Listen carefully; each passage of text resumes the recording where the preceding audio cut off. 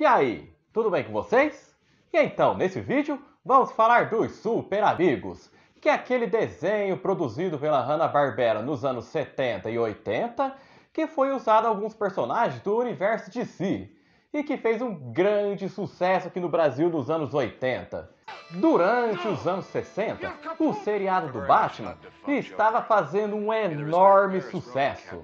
E a Filmation começou a produzir desenhos de alguns personagens do universo DC, como o Batman, Super-Homem e o Aquaman, que tiveram seus desenhos solos. E teve também a Liga da Justiça da América, que tinha o Super-Homem, The Flash, Átomo, Lanterna Verde, o Homem-Águia e o Aquaman, que não participou de nenhum episódio, aparecia apenas na abertura. O nome da DC Comics naquele tempo era uma confusão e não tinha um esforço concentrado na adaptação para as outras mídias. Já no começo dos anos 70, Hanna-Barbera abordou a editora e queria produzir uma versão da Liga da Justiça. Para testar o apelo dos personagens e aproveitar ainda o gás da série da década anterior, Hanna-Barbera resolveu introduzir o Batman e Robin em um episódio de Os Novos Filmes de Scooby-Doo de 1972, sendo que cada episódio tinha 45 minutos e tinha sempre um convidado especial. Em um episódio tinha a família Addams, no outro tinha Josi as Gatinhas, no outro tinha o Gordo e o Magro e assim vai.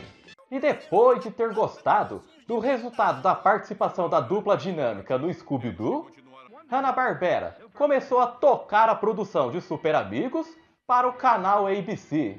Chamaram Alex Toth, que contribuía com os gibis da DC desde a década de 40 e havia feito o design do Space Ghost, para justamente fazer os designs e storyboards da nova série da Liga. Foi então que em 1973 estreou Super Amigos, que tinha o Super-Homem, Batman e Robin, Mulher Maravilha, Aquaman e mais 3 personagens criados pela própria Hanna-Barbera, que era a Wendy, o Marvin e Marvel Supercão. Só que eles não tinham superpoderes, apenas se metiam em várias confusões. E o detalhe é que esse Supercão era chamado de Marvel, que era um grande concorrente da DC. Só que isso aconteceu apenas na dublagem brasileira, sendo que no original ele se chamava Wonder Dog. E essa série teve 16 episódios de 45 minutos cada. E essa série teve breves participações de outros personagens da DC, como o Homem Borracha, que teve seu desenho próprio e aqui no Brasil foi dublado como Homem Elástico. E tinha o Arqueiro Verde, que na dublagem brasileira ele era chamado de Flecha Verde.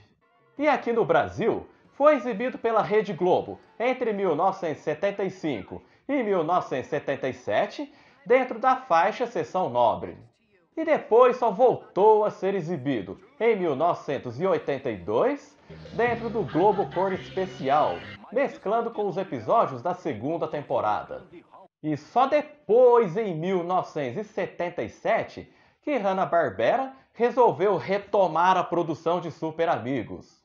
E isso foi graças ao grande sucesso da série O Homem de 6 milhões de dólares e da Mulher Maravilha com a Linda Carter. E essa temporada era chamada originalmente de The All New Super Friends Wars, e no Brasil, quando foi dublado pela Herbert Richards, foi chamado apenas de Super Amigos. E o trio Wendy, Marvin e Marvel Supercão foram substituídos pelos Super Gêmeos Zan, Zaina e seu fiel macaco Glick. Quem se lembra daquela frase? Super Gêmeos, ativar! E depois que eles falavam isso, Zaina sempre se transformava em algum animal.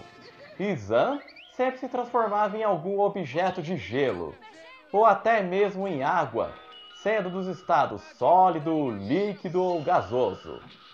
E o mais interessante é que nos anos 60 teve personagens similares aos Super Gêmeos, que era Jan, Jace e seu fiel macaco Blip. E olha só, até o macaco tinha nome parecido. Do Super Gêmeos era Glick, com G. E dessa outra dupla era Blip. E eles também foram criados por Hanna-Barbera para o desenho do Space Ghost. E nessa versão de Super Amigos foram adicionados mais alguns personagens da DC, como Lanterna Verde, The Flash, Átomo, Homem-Águia e a Mulher-Águia. E também foi adicionado mais alguns personagens que foram criados pela própria Hanna-Barbera, como Vulcão Negro, Chefe Apache e o Samurai. E nessa fase foram exibidos 15 programas, só que ao invés de ser um episódio de 45 minutos, eram exibidos 4 episódios de 10 minutos cada. No episódio do primeiro segmento, tinha 2 heróis da equipe tradicional unindo forças numa missão. Já no segundo segmento, era apresentado um episódio somente dos Super Gêmeos e do Macaco Glick. No episódio do terceiro segmento, era considerado a aventura principal da semana, que contava com toda a equipe dos Super Amigos, incluindo os Super Gêmeos. Já no último segmento, era apresentada uma história com um dos heróis principais, junto com outro adicionado recentemente como convidado especial. No Brasil, os episódios dessa fase foram exibidos em 1982, dentro do Globo Cor Especial, mesclando com os episódios da temporada anterior.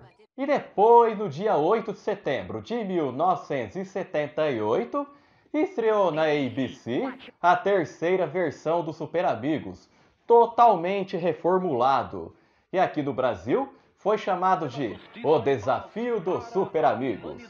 E desta vez, tinha um grupo maior de heróis lutando contra os mais conhecidos vilões da DC, que era a Legião do Mal, liderada por Lex Luthor.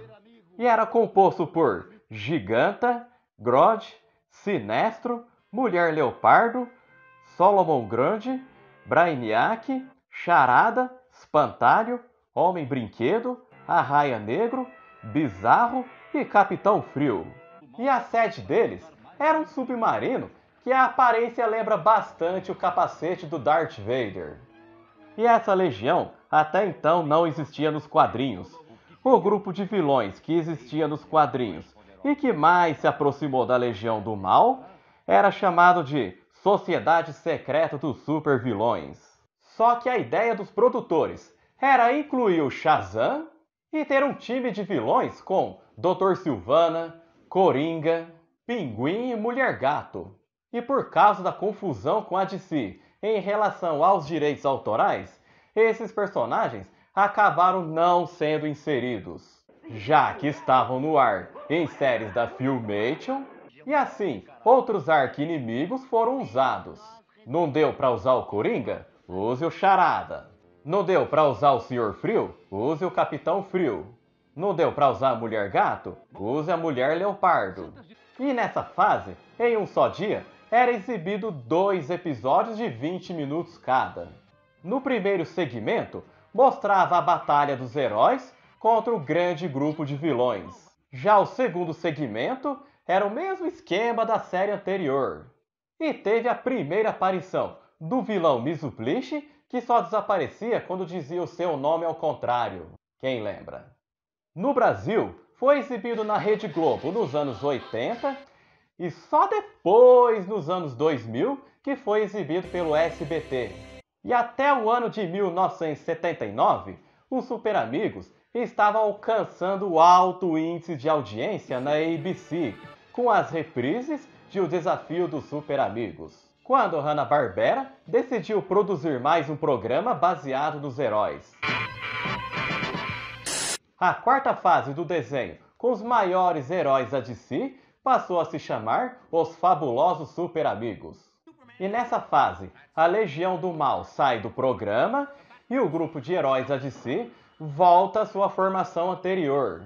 E volta a combater o mal sem ter tantos supervilões para atrapalhar. E a estreia no canal ABC foi no dia 22 de setembro de 1979. E como teve apenas 8 episódios de 20 minutos cada, foi exibido junto com as reprises de O Desafio dos Super Amigos. E os episódios dos fabulosos Super Amigos eram mais baseados em contos infantis, como Aladdin, Camelot, Hobbit, O Senhor dos Anéis, As 20.000 Léguas Submarinas, Frankenstein e O Mágico de Oz. E teve um episódio que aparecia o Lex Luthor escapando da prisão. E teve uma aparição da Lois Lane e do Jimmy do Planeta Diário.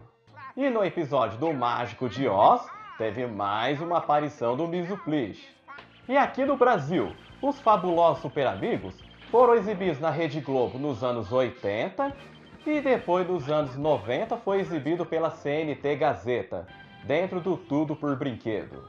E depois, no dia 4 de outubro de 1980, estreava no canal ABC a quinta versão, que voltou a se chamar apenas de Super Amigos. E a emissora, junto com a Hanna-Barbera e a DC Comics, estavam satisfeitos com os resultados obtidos com as edições anteriores e os índices ainda alcançados com as reprises, e optaram pela produção de mais alguns episódios dessa saga televisiva. E nessa versão, além de ter a volta dos personagens secundários, também teve a estreia do El Dorado, também criado pela Hanna-Barbera, que era uma versão caricata dos latinos. Tudo pela diversidade. E o criador do herói, Davi Vilaire, disse na entrevista no Double Bania essa frase: ele não era o estereótipo de um mexicano, era meio que a combinação de várias culturas espanholas. E as novas histórias deixavam de lado o formato de meia hora, que tinha se tornado a marca das versões anteriores, para trazer curtas de 7 minutos. E cada programa de 1 hora estava dividido de 30 minutos de reprise dos anos anteriores e mais 3 novas aventuras. E essa versão durou até 1984, incluindo reprises dos episódios antigos, e trazia bastante a presença dos vilões conhecidos. Explorava conceitos como a Zona Fantasma, Ilha Paraíso, e teve mais algumas aparições do Misuplish, e teve um breve retorno da Legião do Mal, talvez para quem estava com saudades. Não é bem isso, Luthor. Viemos tirar as diferenças. A segunda temporada do programa, que ocorreu entre os anos de 1981 e 1982, foi bem mais curta que a anterior, pois os roteiristas de televisão entraram em greve na ocasião, prejudicando a sequência da série. E no Brasil, os episódios dessa fase foram exibidos na Rede Globo nos anos 80, depois na CNT Gazeta nos anos 90 e no SBT nos anos 2000. E em 1984, o mercado de produtos infantis estava a todo vapor. Tudo e qualquer coisa podia virar boneco. É só ver o exemplo da Mattel, que criou uma linha de brinquedos baseado no Conan e que deu origem ao He-Man. Assim, em 1984, era lançado Super Amigos Super Power Show, que vinha acompanhado da linha de bonecos Super Power da Kenner. A animação evoluiu, apesar de manter clara ligação com os designs do Alex Todd, e os roteiros eram mais elaborados. Os Super Gêmeos, Aquaman, The Flash e Homem-Águia perderam espaço e quase não apareceram. Mas, por outro lado, apareceu pela primeira vez o personagem Nuclear, que tinha bastante sucesso nos gibis, só que na dublagem brasileira ele era chamado de Tempestade, e ele não tinha cabelos brancos igual a Tempestade dos X-Men. E a grande sacada foi a primeira vez do vilão Darkseid, que é um dos maiores vilões da DC e cria do genial Jack Kirby. E ele passou a representar o mais perigoso inimigo de toda a história de Super Amigos. Aqui do Brasil, ele foi dublado pelo saudoso Silvio Navas, que também fez a voz do Munra de Thundercats e do Darth Vader na primeira dublagem de Star Wars. E a outra novidade que era muito bem-vinda é que o Batman foi dublado pelo Adam West, que já tinha interpretado o personagem nos anos 60 na versão original. E ele já tinha feito a voz do Homem-Morcego na série animada da Filmation dos anos 60.